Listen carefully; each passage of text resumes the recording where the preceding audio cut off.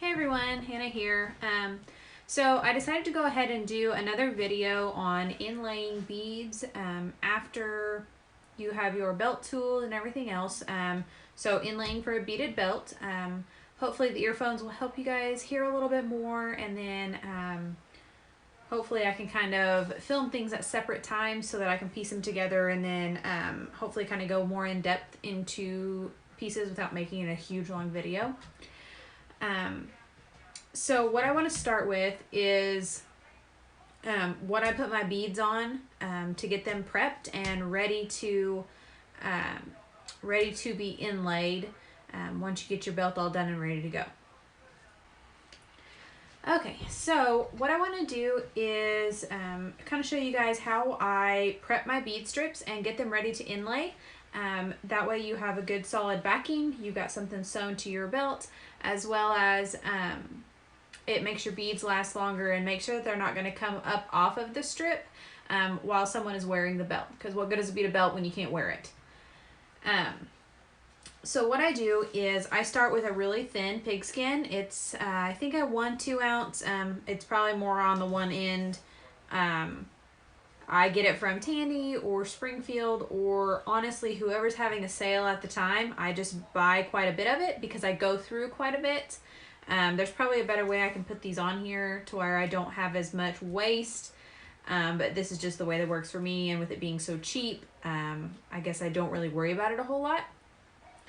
So what I have my beaders do when they send me a strip is I have them leave their ends raw, I guess. Don't tie them, don't have them. I've had people kind of lace through their beads or lace through their strings. I have them not do that so that it lays good and flat underneath my belt, because I do inlay part of the beads underneath the tooling. That way when that belt curves, you're not going to see it pull out from either side. So what I do is I will put my glue down on my pigskin. I put a pretty good amount, and then I flip onto the back of my bead strip. So like if you have a name and stuff, obviously you know what the back is, but if it's just a regular design like this one is, it doesn't really matter with what is front or back. Just get the glue on one side. I used the Leathercraft cement. I just put it in a glue pot, and so I have a little bit around. It's the consistency of like Elmer's glue, just for leather. I like it because it dries clear, and because my shop is in a spare bedroom in my house, it doesn't have the bad fumes like Barge does or anything else like that. So once this glue has dried, it dries clear. You'll still be able to see it. It's still a little bit tacky, but not bad. Not to where it's going to stick to stuff. So once it's clear, usually I let it dry overnight. I'll kind of prep them at the beginning of a week, so that when I'm ready to work on them, they're all ready to go, and I just can kind of tool the belt, grab them, and I'm ready to go. So I have a small Singer machine that I sew my strips onto my pigskin with. You want to sew your strips down so that as the belt is worn, your beads do not separate from that backing that you have them on. Yes, they're glued and they're sewn into your belt, but if the beads themselves are not sewn to something, they are not going to stay, and eventually your glue is going to give way. I do want to say I am self-taught with these things. I've done research. I've asked people that I've tried, that were willing to give me information. And so if I don't do things the way that you would, or the way you've seen them done that works for you, do it your way. But I just want to put this out here for people that are trying to learn, and so that they have something to kind of go off of, and they can tweak to whatever works best for them. Moving on to my little sewing machine. Like I said, it's a Singer 29K. I use a 69 thread on it, and then I have just like a regular industrial or denim needle from Walmart, because it won't take anything bigger than that. My setup is not very good camera wise, so I'm gonna have to move you to show you. So this is my little bitty machine over there. So it's a little tabletop machine, and it is a hand crank, so I have to do it by hand, which is fine. It works good for my purpose, and I don't have a lot of, I don't have to worry about, you know, maybe me pressing too hard and my needle getting away from me or something like that. So what I do to sew them on is, get a little pointer here. You see that your beads have rows, so you'll have rows going each direction. I sew on the inside of the first line. So between your first and second line on the top and between your first and second line down the side. I've found that that is plenty. I don't have to, you know, put another strip in the middle or anything like that. I just do the perimeter and then it's good to go. This strip here, I have already sewn. As you can see, that thread is small enough. You don't see that thread in your bead strip. If you use something much bigger, you will. But as you can see on the back, it's sewn the whole perimeter. Because this, I will cut it down to where it's in between my layers, and as I sew on my big machine, it's going to catch this pigskin. So it's going to catch it and it's going to be solid inside that belt. So, like I said, I'll go over, I'll sew it in. I usually try to do a batch of them at a time. That way when I'm ready to work with their belt, it's good to go and it's ready to go. Okay, so the next thing that I want to show you is how I measure to put my bead strip into my belt. I want to measure out a spot where, you know, I know what my length is on that bead strip. That way I know where I need to tool and what I'm going to have to cut out. This is probably not the very best way to do it, but it's the way that I found that works. It's done great for me so far. So that's just what I do. So this belt strip, I've marked my holes, and then my other end is ready to go. But as you can see, it's still just a strip. I have not put an edge on it, nothing like that. I have stretched it, and then it is wet. By stretched it, what I mean is I took a glass slicker. I have one from Dave Swallow. Honestly, best money I've ever spent. It makes a huge difference in your tooling because it compresses those fibers down and it makes your cuts look really slick and pretty. And I just feel like the leather takes the tooling a lot better. So if there's one tool you want to invest in, I would invest in a slicker. Anyways, so most of the time your bead strip is 1 inch wide by about 20 inches long. I like to inlay underneath the tooling between 1/4 and 1/2 inch, depending on what the pattern will allow. A pattern like this, you're not going to notice a whole lot being underlaid. But say if it was a different pattern, say it had feathers or something else in it, if you inlay too much, you're going to cut that pattern down and it's going to start to look funny. So you just kind of have to be a good judge on that, or communicate with your beader and say, hey, can you put 2 or 3 lines of just a solid color in there? Because I need to inlay that underneath my leather.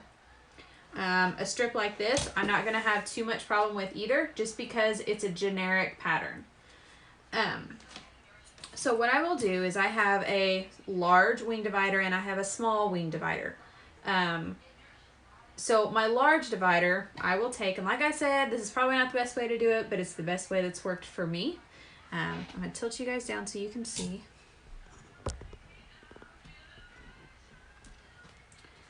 I will take my large wing divider and I will put it in and measure it to the width of my bead strip. This bead strip is a little bit smaller than what your usual one would be.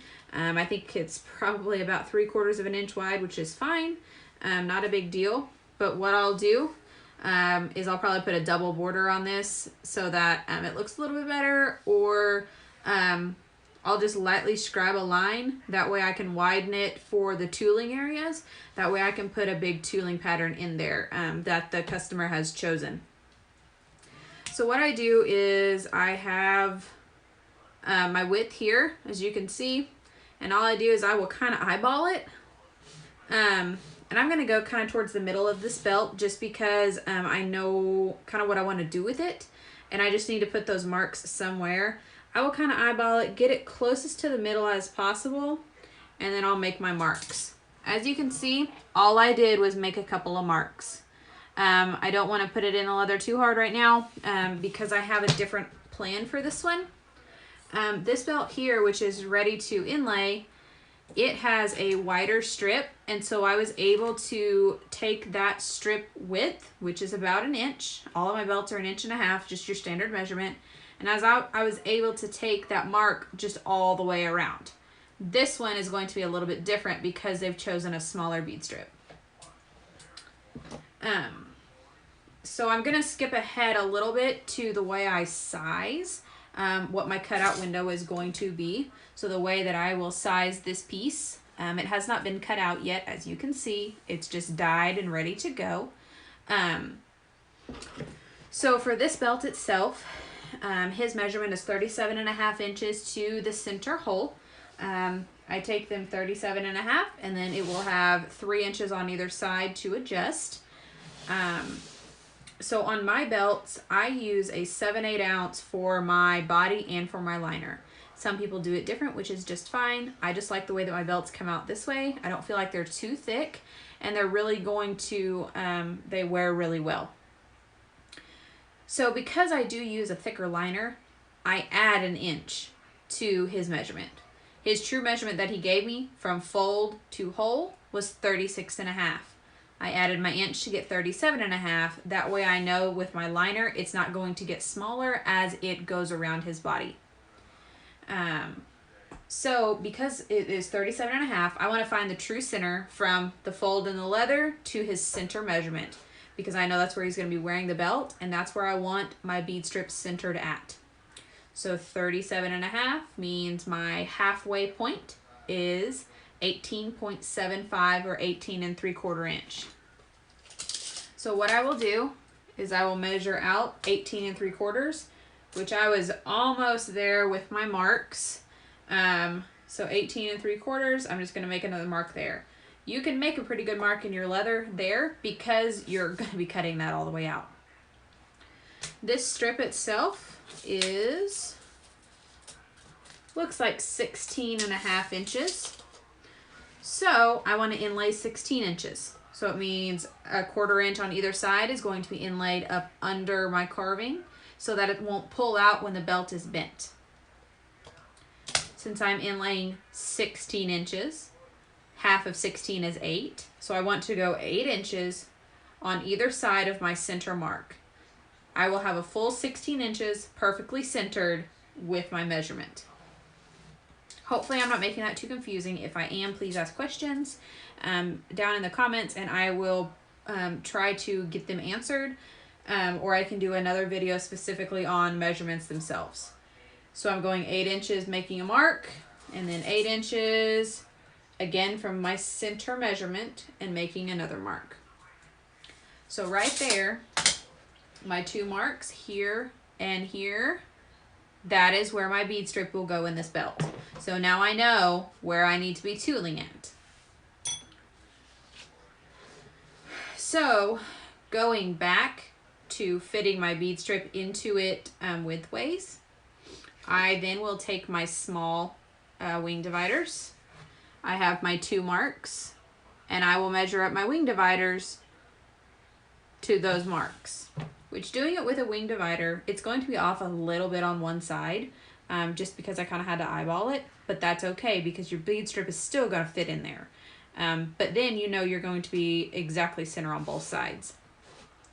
Because this bead strip is a little bit thinner, I'm only going to go to my marks where I know that this bead strip is going to be, because it's going to be a lot smaller than my regular border. Because I have to put a tooling pattern on here, and I want to be able to put my regular tooling pattern on there. So there we go. I have a border made for the bead strip itself. And then I'm going to go in and do my regular tooling pattern, which I have a belt right here in front of me. That's a regular pattern. I'm just going to measure my wing dividers off of that. And then I will go all the way around the belt. So I start at one end, and I'll just run these all the way down. I do a hard border line because I am not confident enough yet to tool my own patterns. I know a lot of people look down on that, but I buy all of the patterns that I use currently, and I hope to get to doing my own patterns pretty quickly. I'm just not there yet, and I would much rather tool patterns that I'm confident in currently. So after that is done, we are ready to start tooling this belt, and then once it is done and colored, you are good to go to start your big inlay and use your big Cobra machine.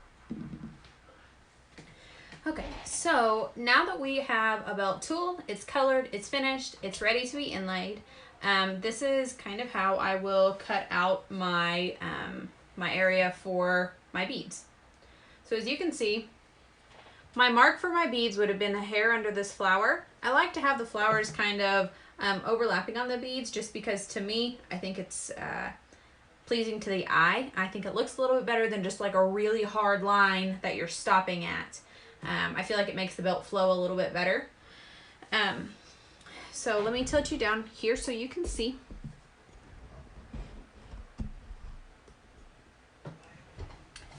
So what I am going to do is I use a larger X-Acto knife with a skiving blade in there. It is my favorite blade. I use it all the time. Really, it's the only one that I use. I don't use a round knife. I'm not good at one. And then you can always flip these over to have a new blade, or switch them out, whatever you need. So what I'm gonna do is first I'm gonna cut along my whole piece here. I'm gonna stop about the edge of that flower because I will cut that off at a straight line right here, and then I'm gonna come in with a pointed X-Acto knife and come in and cut around my flower. So hopefully you guys can still see. I apologize. I'm gonna come down and I'm just following what would be my border. And I will come down to the edge of my flower and stop. That way that's all the way done. Okay. And then I will go in and kind of go the opposite direction just to make sure it's getting on the edge of those flowers. That way it's going to have a clean cut when I go to cut out the smaller pieces. I'll flip this around so you can see daylight there. So we'll do this other side.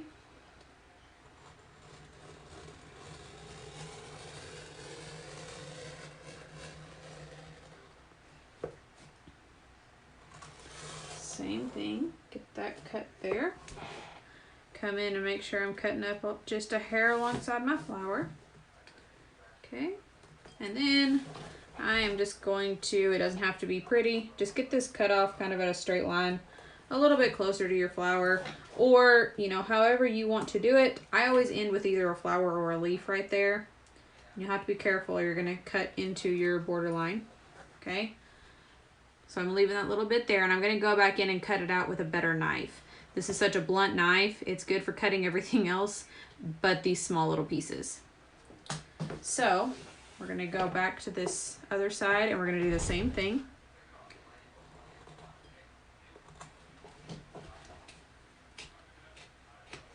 Okay. So now that piece is cut out and can go in the trash. So I have both of these on each side. So what I will do is I will get that smaller angled X-Acto knife, and then I will start to go in and cut out these smaller pieces. So what I actually do is each point I will come out with a straight line, because I cut everything in kind of little pieces. Just to me it's easier because I don't do a whole lot of like filigree work, and so I try to just cut stuff in smaller pieces. And it may take you a minute, which is fine. I will kind of switch around. I will do small pieces. I will do anything to make sure I'm getting a clean cut. And some people may have filigree punches that are a lot easier to do this with. This is just the only type of filigree that I usually do, and so I don't invest in anything really with it because a knife works for me and with what I need to do.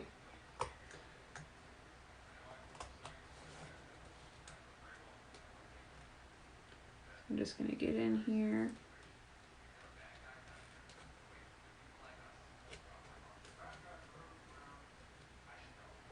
And just get those cut out, you know, whichever way is best for you.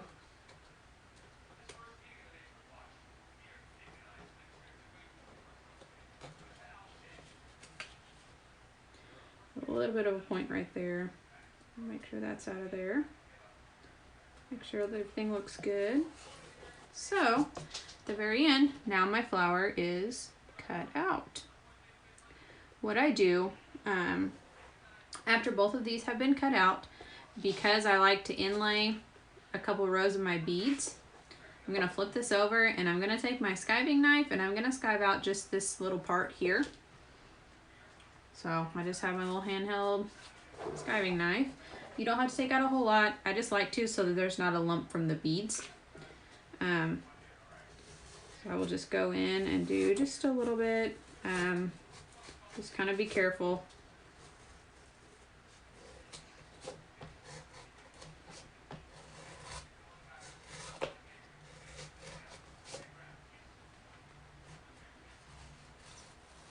So I thin that down just a little bit. And then we will go and do that other side, and then I will come back and show you guys how to how I glue these in before I glue it to the liner, and then we'll go to the Cobra and sew. Okay, so for this part, this is how I glue my bead strip to my body to my liner. This is all in preparation to do the final step of sewing. And then you'll be able to finish out your belt however you finish your edges, and then it will be ready to ship and go meet its new person. So let me tilt you down again so you can see. It'd be nice and handy to have something like automatic for this.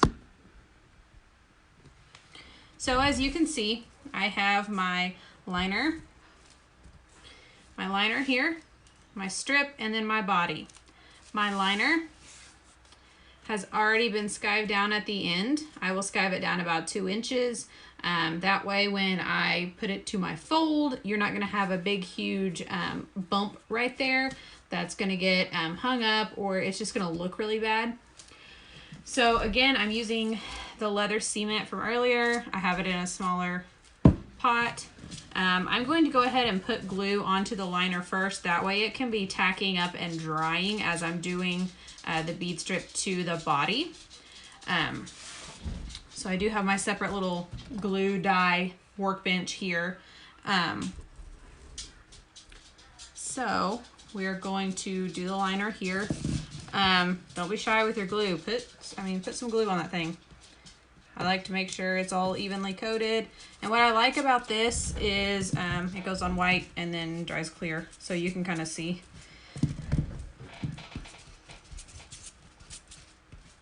With that liner, just make sure it's not moving so that you know it's not sliding all around into your glue. This is just brown craft paper that I have down on the top of my table because I didn't want dye and glue and everything all over it. I'm mainly antique and glue on this table, and I actually will just put a rag down over my granite, and I will do my dyeing, especially if it's just background dye. I'll actually do it on my tooling table, which is behind me. So now that this has glue all over it, I'm gonna let it dry a little bit. It dries really fairly quickly. So let me pull you so that you can see a little bit better what I'm gonna do here. So because all I'm concerned about is the actual window right here, I'm gonna put some glue just right through here. You will put glue on the whole thing, just not at this moment. And I'm a little bit more careful on my glue here. So I'll get it down into the parts we skived, just being kind of easy. And it's okay if you're out further. I mean, glue's gonna be there anyways. I just do this so that the glue from the strip has something to hold on to. So now that that is done there, I will take and just be careful going down through here. I want to get that good and coated. I mean, not just sloppily coated everywhere. But again, you want glue to be able to touch the glue on the strip that we will put in just a minute. So going through, gluing, gluing, gluing. And again, I really do like this stuff. I mean, barge, you can't beat barge, but when you're in a house like I am, it's a little bit harder to do barge because it smells up the whole house and then your husband complains the whole time. So I have trimmed the bead strip down to roughly about what it's gonna be on my border. Once you do a few of these, you can kind of eyeball and see what it's gonna be. If it sticks outside of the two, it's not that big of a deal. So what I'm gonna do, just easy, I'm gonna take that and just on the black of my pigskin, I'm gonna come in and put more glue. This glue does not harm the bead strip in any way. It won't corrode it, it won't do anything like that. Sorry, let me get down here where y'all can see. I'm just slowly going down the sides. I'm not getting it on the bead strip itself, just on that pigskin. And I'm gonna do that on both sides.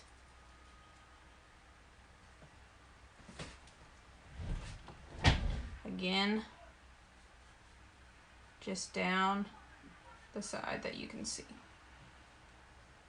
And this stuff, it peels off like Elmer's glue. I mean, it's easy cleanup. I got it on my slab earlier, my granite slab, and it dried and I just peeled it right off. Okay, so now that that's done, I don't get it everywhere. So there's glue on every side of that. We got it upside down right now, so make sure you've got it all oriented the way you want it. I'm going to put this down. Last name's Williams on there, and so it's correct my direction. I'm going to take my body, flip it up, and you just kind of want to watch and center it. Kind of make sure you're doing the same on each side, and then lay it down and give it a good press. So I want it to stay, and then I'm going to come and take my sides, and I want those sides to lay up against that bead strip, and I will show you a trick to keep it there when you are sewing, but just for right now we just want it glued down. So I'm just going to take my fingers and kind of place it where I want it, because this glue is tacky enough, it's going to hold it. I mean, honestly, for the most part, if it moves, it's not that big of a deal because we can correct it as we sew. You're gonna have just a hair bit more gap down here, which is fine. It's not a big deal, but the rest of it should match just right up to your strips. So I'm going to show you that here. As you can see, it matches up with my strip, and so I don't really have a hole. There's not much room or anything else. So we're going to go back, and then this is tacky, it's done. I mean, it's mostly dried. So what I want to do is I'm going to flip this back over, and now you see it's been inlaid. I'll kind of press it down, make sure it's staying, and then that's what the back should look like. So as you can see, I have a little bit of leather in between my pigskin and my very edge, which, like I said, once you do a couple of these, you can eyeball that on how to trim that. I do it either with my big fabric scissors, or I will do it with my knife. So I'm going to put glue on the rest of this belt. And then this part, honestly, goes exactly like you would put a liner on any regular belt. So we're going to glue. Make sure you are getting glue everywhere on this thing, because you're not going to have room that the belt's not going to touch. The liner, you don't have to go all the way to the exact edges.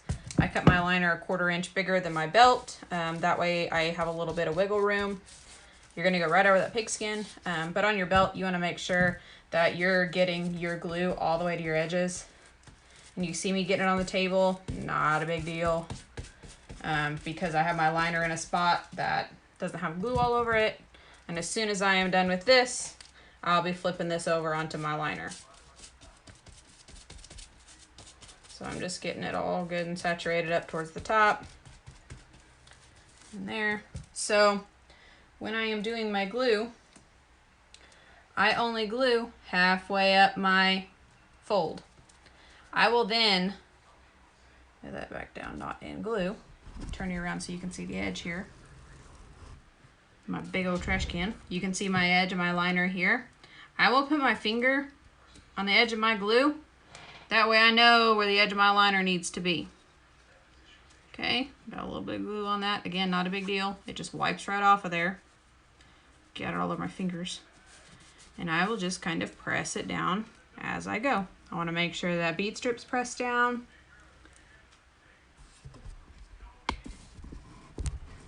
I know this is rough, y'all. I apologize. Pressing my bead strip down as I go, and then pressing down my belt. Okay, pressing down my little edges here. Again, my little edges.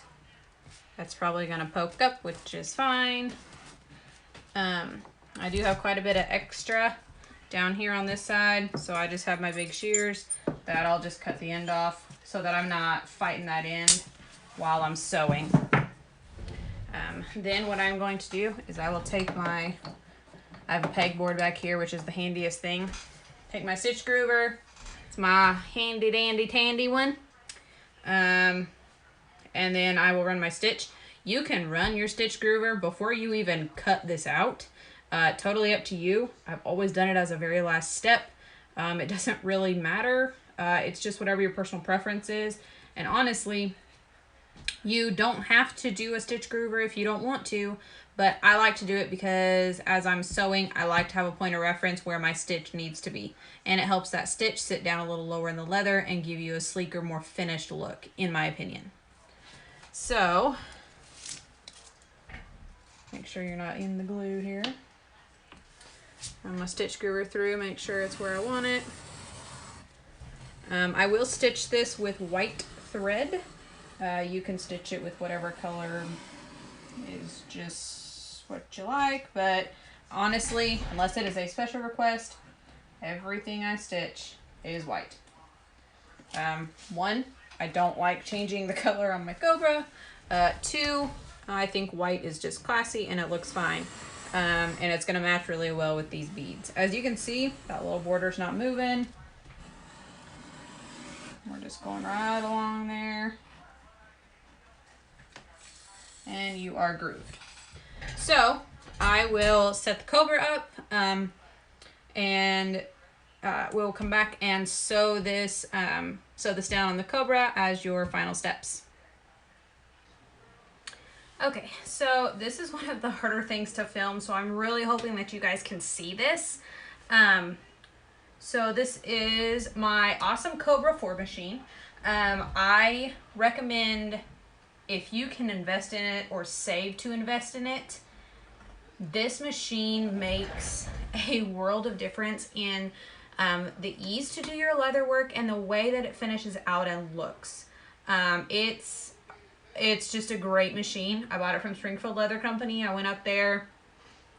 I'm only about 2 hours from there.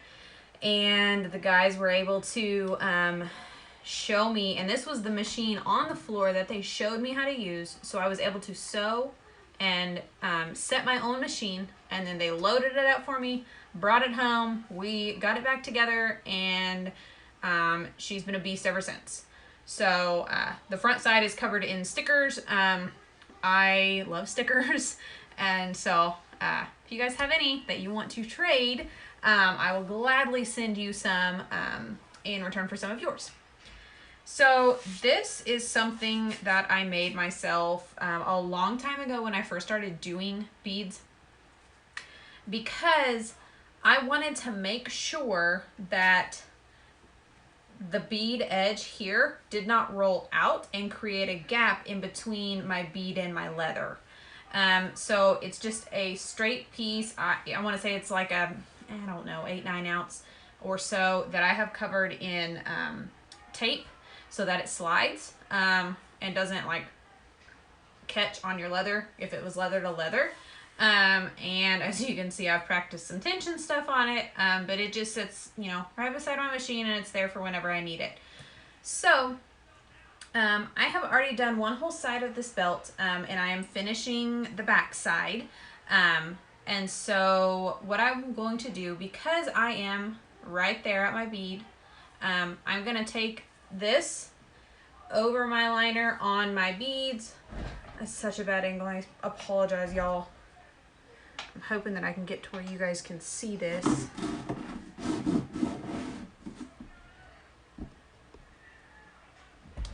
I hope you guys can hear me over the machine. I'm probably not gonna talk while I sew, just because the machine, it's not super loud, but I don't know how it's gonna be to my phone because I'm filming on my phone. So I keep my pointer finger extended, and I will put light pressure in between both of these. That way that outside piece can't roll out and create a gap. So I'm gonna go ahead and sew this real quick. And as you can see, the belt just slides right through. I'm going right in where I grooved earlier. Keeping light pressure. And as I have pressure on this, the pressure is on the body. This is sitting right on top of my liner.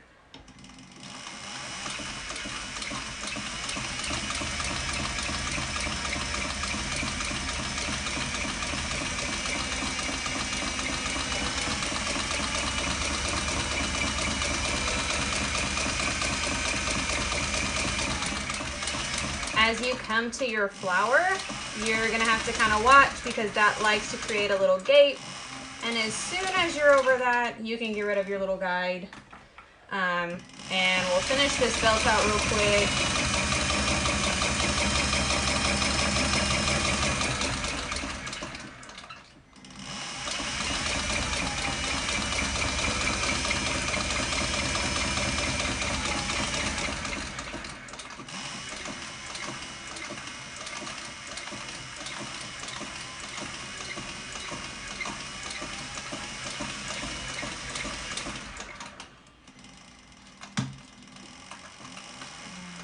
I'm going to hold my thread out if I can grab the bottom.